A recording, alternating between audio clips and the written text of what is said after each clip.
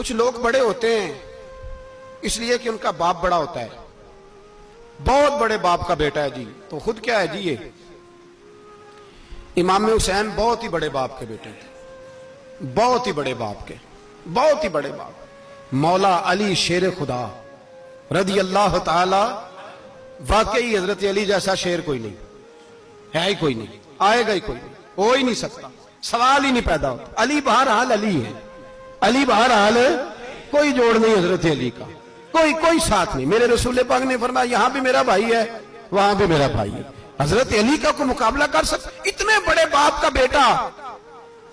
حضرت امام حسین خود بھی بہت ہی بڑے تھے، امام حسین خود بھی اللہ جانتا ہے بہت بڑے تھے، کہتے ہیں گدی پہ بیٹھ گیا اسے کوئی ضرورت نہیں، لیکن امام حسین نے ایسے نہیں کیا۔ امام زین العابدین فرماتے ہیں میرے ابا جی امام حسین فرض نمازوں کے علاوہ ایک دن میں 100 نفل ادا کیا کرتے تھے، اور ایک روایت میں فرماتے ہیں 1000 نفل پڑھا کرتے تھے۔ کتنے؟ چلو تسی 50 پڑھ لے، بتاؤ تو صحیح نا کتنے؟ تو یہ جو امام حسین کا بڑا نام لینے والے ہیں یہ تو ان سے پوچھو کہ تم تو نمازیں پوری نہیں پڑھتے، اور امام کا تو تعلق ہے نماز کے ساتھ۔ 9-10 محرم کی ساری رات امام حسین کیا کرتے رہے؟ بولے یہاں لوگ دیگیں کھاتے رہتے ہیں، 9-10 کی رات چرگے کھاتے رہتے ہیں، ساری رات چھوٹا گوشت کھا کے گزار دیتے۔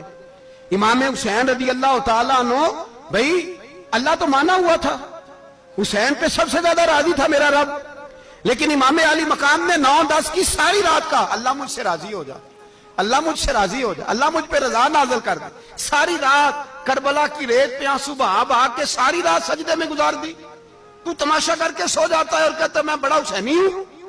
امام علی مقام بہت بڑے تھے، عبادت گزار تھے، ریاضت بڑی کرتے تھے۔ امام حسین کے گھر کا کعبہ تھا، اپنا تھا، جو شے قریب ہوتی ہے اس کی قدر نہیں ہوتی۔ سعودی عرب میں بہت سارے لوگ ابھی بھی رہتے ہیں جنہوں نے حج نہیں کیا، کہتے ہیں ادھر ہی چلے جائیں۔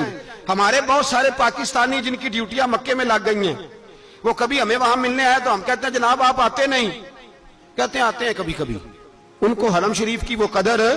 لیکن امام حسین علی مقام کا کردار یہ تھا کہ مدینے سے دونوں بھائی مدینے سے پیدل جایا کرتے تھے مکے کا حج کرنے۔ کس طرح؟ انہوں نے یہ نہیں کہا ہمیں ریاضت کی ضرورت نہیں، عبادت کی ضرورت نہیں، ہم تو حضور کا خون ہے بخشے بخشائیں۔ پیدل مدینے سے دونوں شہزادے اور اس طرح پیدل جاتے تھے، ایک دفعہ نہیں 2 دفعہ نہیں، 25 حج دونوں نے پیدل مکے جا کے ادا فرمایا۔ 25 حج۔ تجھے کبھی توفیق ہی نہیں ہوئی؟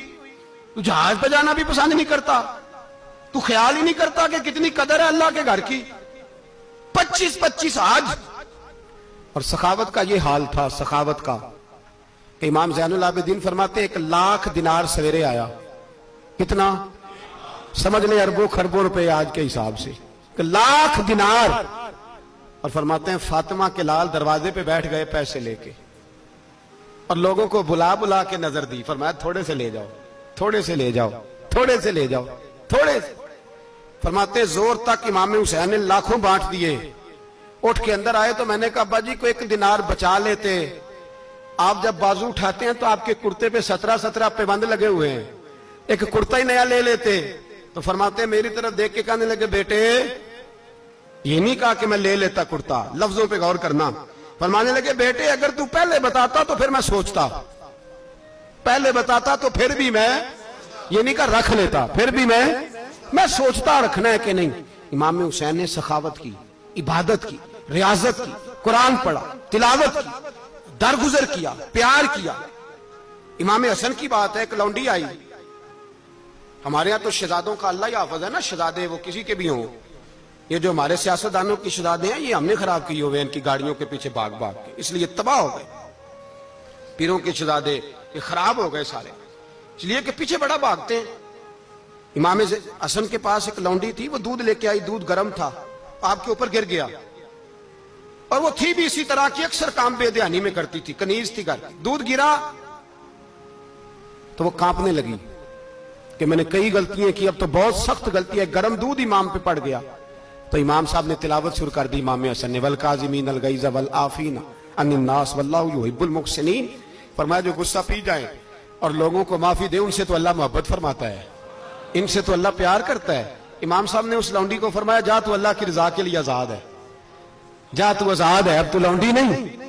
اتنا بڑا اخلاق تھا کہ جو دیکھے نا، میرے استاد گرامی ایک دفعہ میرے گھر آئے، حضرت محدث سے باولپور سے 3000 کتاب کے مصنف، بہت بڑے عالم، میرا چھوٹا بھائی بوتل پلانے لگا تو بوتل دی تو کپڑوں پہ ڈال دی، استاد صاحب کا سارا جبہ بھر گیا، کہنے لگے جزاک اللہ، بارک اللہ، اللہ مزید فزید، اللہ علم دے، فضل دے۔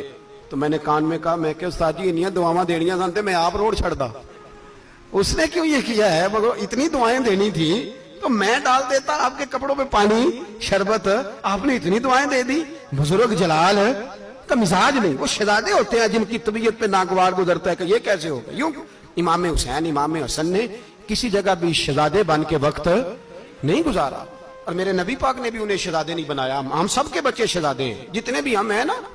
میرا بچہ جی منہ سے بات نکالتا ہے تو میں پوری کر دیتا ہوں، پھر بھی نافرمان ہے۔ میں نے کہا اسی لیے نافرمان ہے، اگر آدھی پوری کرتے اور آدھی نہ کرتے تو اسے پتا ہوتا کہ کہیں صبر بھی کرنا ہے۔ ہمارا بچہ روٹی نہ پکے تو گھر میں ٹی وی بھی توڑ دیتا ہے، اس کی اماں کھانا ٹائم پہ نہ پکائے تو برتن توڑتا ہے۔ کیوں؟ ہم نے اس کی عادتیں خراب کی ہیں۔